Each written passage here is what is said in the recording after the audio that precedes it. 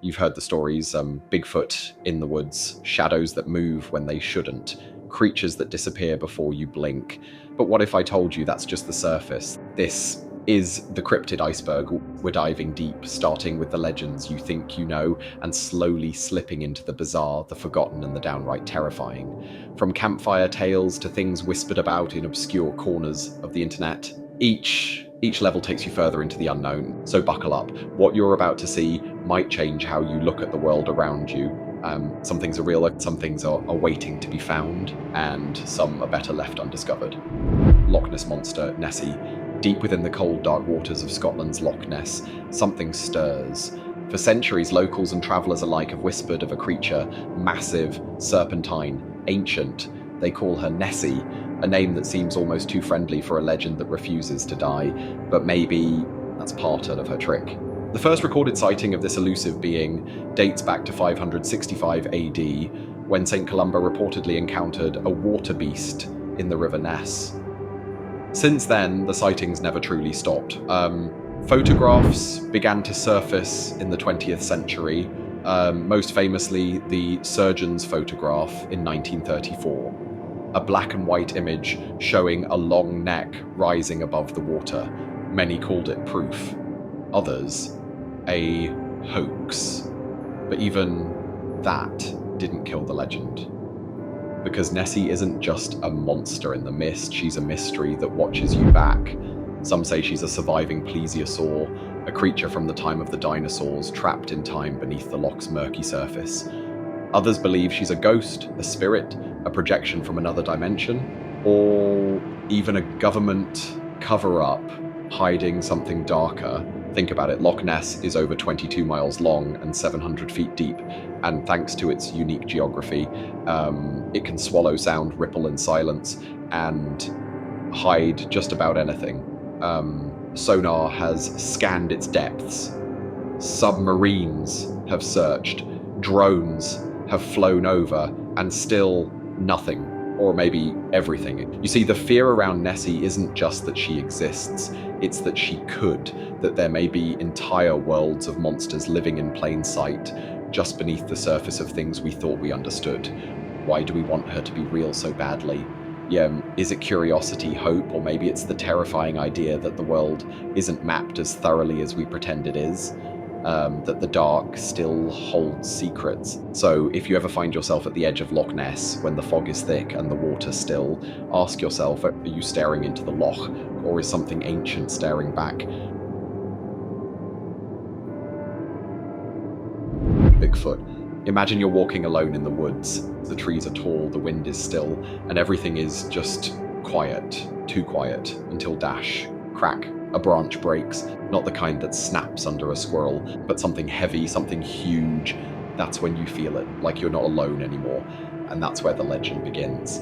They call him Bigfoot, also known as Sasquatch, described as a towering, ape-like creature standing between 7 to 10 feet tall, covered in thick dark hair, and with eyes that feel too human. But here's the thing, Bigfoot isn't just one story. He's been spotted everywhere, from the dense rainforests of the Pacific Northwest to snowy mountain ranges to deep southern swamps. Dozens of cultures across time have told stories of wild men living in the forest.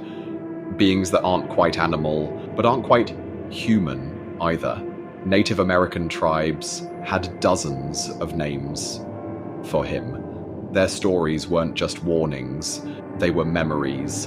And then there's the evidence. Hundreds, maybe thousands of footprints found in the middle of nowhere, hair samples no one can identify, recordings of howls that don't match any known species, and of course the infamous 1967 Patterson-Gimlin film, that shaky footage of a massive creature striding through the forest, turning its head, looking directly at the camera before vanishing. Some say it's a hoax.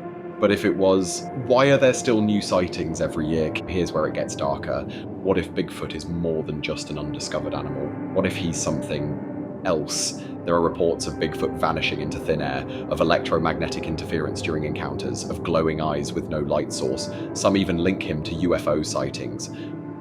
What if Bigfoot isn't a relic from our past, but a visitor from somewhere else? And then comes the real question, why has he never been caught? Maybe he's smarter than we are, maybe he knows when to be still, or maybe he's watching us from a layer of reality we can't reach, just one step out of sight. You walk through the woods thinking you're alone, but the trees have eyes. The silence has weight, and something, somewhere, is always one step behind you, because Bigfoot isn't just a creature in the forest. He's the fear that we're not the only ones out here. Yeti, high above the clouds, where the air is thin and the snow never melts. Something is watching. You're in the Himalayas now. One wrong step and you're swallowed by an avalanche. One wrong night and you freeze in your sleep. But that's not what terrifies the locals. It's not the mountains. It's what lives in them. They call it the Yeti. You've probably heard the name, the abominable snowman, a towering white-furred beast larger than a man, said to roam the freezing peaks between Nepal and Tibet. But to the native Sherpas and monks, the Yeti isn't just some campfire tale. It's sacred and it's real. They describe it as strong enough to crush a yak, fast enough to vanish into blizzards, and smart enough to never be caught. Some monasteries even claimed to have Yeti scalps or bones locked away as holy relics. But where does the myth end and the truth begin? In 1951, British mountaineer Eric Shipton found and photographed a massive footprint near Everest. Not bear, not human, but something in between. Decades later, entire expeditions were launched just to search for it, armed with cameras, rifles, and traps. And still, nothing. But the locals say it's always been there, watching, listening, not a monster, not an animal, a guardian, a punishment, a reminder. Some even believe there are multiple Yetis, different types, one that's aggressive, one that's passive, and one that isn't physical at all, more like a spirit, a shadow that walks between dimensions, that only reveals itself to the dying, the lost, or the cursed. And here's where it gets stranger. In 2013, scientists tested DNA from alleged Yeti hair, the results, and it matched a prehistoric polar bear, one that went extinct thousands of years ago. So what if the Yeti isn't myth at all? What if it's a living fossil, something ancient, something the ice forgot to bury? But what if the truth is darker? What if the Yeti is real, but we were never supposed to find it? Maybe that's why it hides in the harshest place on Earth. Not to protect itself from us, but to protect us from it. You climb the mountains thinking you've conquered nature, but up here you're a guest, and the snow never forgets who walks across it. Chupacarbra. Some creatures hunt for survival, some for territory, but what if something out there hunts just to drain your blood? The name is Chupacarbra, is literally translated from Spanish, goat sucker. It's not just a nickname, it's a warning. The story begins in Puerto Rico in the 1990s. Farmers started waking up to horror scenes. Animals, mostly goats, sometimes chickens, dogs, even cattle, dead, but not torn apart, not eaten, just drained, 2 puncture wounds in the neck, as if something all drank them dry. At first it was just whispered about, then people started claiming they saw it. A creature around 3 to 4 feet tall, standing on 2 legs, spikes down its back, glowing red eyes, grey-green, scaly skin, not human, not animal, something else. Witnesses described it moving in unnatural ways, jumping fences without effort, vanishing into shadows. Some even said it could fly or teleport. And the strangest thing, wherever the Chupacabra went, no blood was left behind, not on the ground, not in the animal, as if the blood was taken for something else. Was it an alien creature, a government experiment, a mutation born from something we were never meant to touch? After Puerto Rico, sightings exploded. Mexico, Chile, Brazil, even the southern United States. And suddenly people began seeing 2 versions of the Chupacabra. One looked like the classic reptilian monster, but the other more like a mutated coyote, hairless, mangy, with dead empty eyes and oversized fangs. Roadkill in Texas was tested. DNA came back, dog, coyote, and something else. So here's the question. Is the Chupacabra one creature, or 2 species born from the same nightmare? Or maybe something's changing, evolving, hiding in the skin of strays and scavengers, spreading like a virus, through fear, through blood. But ask the locals in Puerto Rico and they'll tell you this isn't a new legend, it's old, passed down for generations. They called it El Vampiro de Mocha back in the 70s. Before that, no one knows. Maybe it was always there, lurking in the dark, not to feed on flesh, but on what's inside you. And when the night falls and the animals stop making noise, you'll know it's near, not because you hear it, but because you don't. Goatman. He walks like a man, but he bleeds like a beast. A half-human, half-goat creature with an axe in his hand and rage in his heart. This is the Goatman, and no one knows where he came from or what he wants. Some say it started in Maryland, near the woods of Prince George's County. Locals talk about an old asylum, or maybe a government lab, where experiments went too far. They tried to mix human DNA with a goat's and created something that should have never existed. A creature with the body of a man, but the hooves of a beast, muscles like a wrestler, horns sharp enough to gut a deer, and a scream that sounds like a human being torn apart while still alive. But here's the twist. The Goatman isn't just a monster, he's a hunter, and his favourite prey, teenagers, couples parked in cars, kids cutting through the woods at night, thinking it's all just a local legend, until they hear the snapping of branches, the heavy clomp of hooves on concrete, and the metal scrape of his axe dragging across the guardrail. Some victims vanish, others are found torn in half, some are never found at all. But it doesn't stop in Maryland. There are Goatman legends in Kentucky, Texas, Wisconsin, and Alabama, each one different, but familiar, always part man, part goat, and angry. In Louisville, he haunts the Pope-Lick train trestle. People say he hypnotizes you, makes you walk onto the tracks, and just as the train comes, you snap out of it, too late. But the scariest part, in every state, the Goatman appears near bridges, old ones, rusty, covered in graffiti and claw marks. It's like he's guarding something, or waiting. Some believe he's not a creature at all, but a demonic spirit wearing flesh, an ancient guardian of the forest, something summoned and never banished. Others believe he's the cursed result of cruelty, the ghost of a farmer who abused his animals, or a man who was mocked for his deformities until he became the very monster they feared.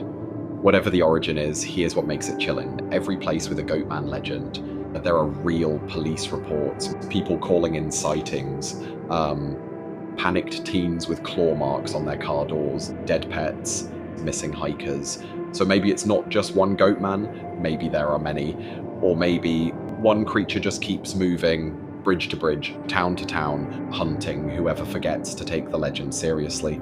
So next time you're out late, near the woods, and you hear hooves echoing on concrete, don't run. He loves when they run. The Jersey Devil, in the heart of New Jersey. Hidden deep inside the twisted pine trees and endless silence of the Pine Barrens, something has been flying overhead for more than 250 years.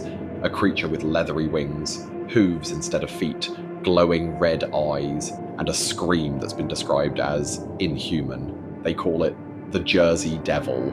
But what is it, and where did it come from? The legend starts in 1735 with a woman known only as Mother Leeds, poor, exhausted, with 12 children already. When she found out she was pregnant with her 13th, she whispered a curse that would echo through the centuries. Let this one be the devil. And on a stormy night, she gave birth to a normal baby at first, but within minutes, the child started to change. Its legs twisted into goat hooves, bat wings tore from its back, its face stretched into a horse's snout, and it let out a screech so loud it shattered glass. Then it flew up the chimney and vanished into the dark forest. Since then, people have claimed to see it. Farmers found their livestock slaughtered, torn open in unnatural ways. Children went missing, and every few decades a new wave of sightings begins again. In 1909 it went wild. Hundreds of people across New Jersey and Pennsylvania claimed to see it in 1 week. Schools shut down, workplaces closed, armed posses roamed the woods, hunting for the beast, but found nothing. And it didn't stop there. Cops, soldiers, hunters, even presidents have spoken of the Jersey Devil. Sightings have come from respected people, or people with nothing to gain, and yet not a single real photo, not a single captured creature. It always disappears into the pines like it was never there. But here's where it gets weirder. Some believe it's not a demon, but a cryptid like Bigfoot or Mothman. A creature that slipped through from another reality, something that shouldn't exist, but does. Others believe it's a government experiment gone wrong, a hybrid, hidden in a part of the forest no one's allowed to enter. and some, they say it's still the cursed 13th child of Mother Leeds, roaming the woods, searching for revenge on a world that feared it before it could even cry. So what do you believe? Is the Jersey Devil just a scary bedtime story for locals? Or is there something real, something ancient lurking in the pines? If you ever go walking through that forest, and the trees go silent, and the air gets cold, and something screeches above you, you'll have your answer. Mothman. They say he has wings like a bat, red glowing eyes that pierce through the darkness, and wherever he shows up, death follows. It started in the small town of Point Pleasant, West Virginia, in the late 1960s. Witnesses began reporting a terrifying creature, over 6 feet tall, humanoid, but not quite human. Some said it flew silently, others claimed it chased their cars with unnatural speed. Police were baffled. The local papers called it Mothman. But here's where it gets disturbing. Right after the sightings peaked, the Silver Bridge connecting Point Pleasant to Ohio collapsed during rush hour. 46 people died. Many began to wonder, was Mothman a warning, a messenger, or something far more sinister? Since then, sightings have been reported all over the world, usually just before disasters, like the 9/11 attacks or the Chernobyl meltdown.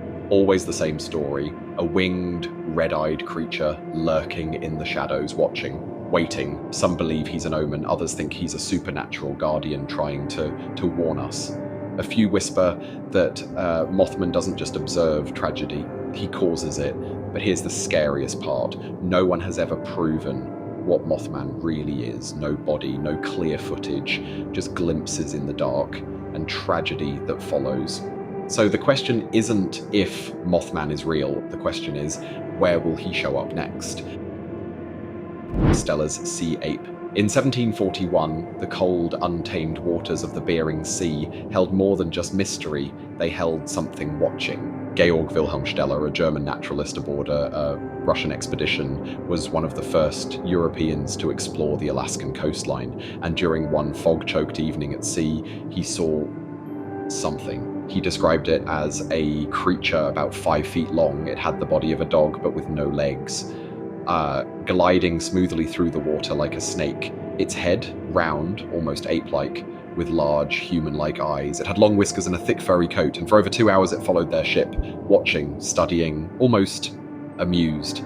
Steller tried to get closer, he even aimed a gun, but just before he could fire, it vanished into the depths, never to be seen again.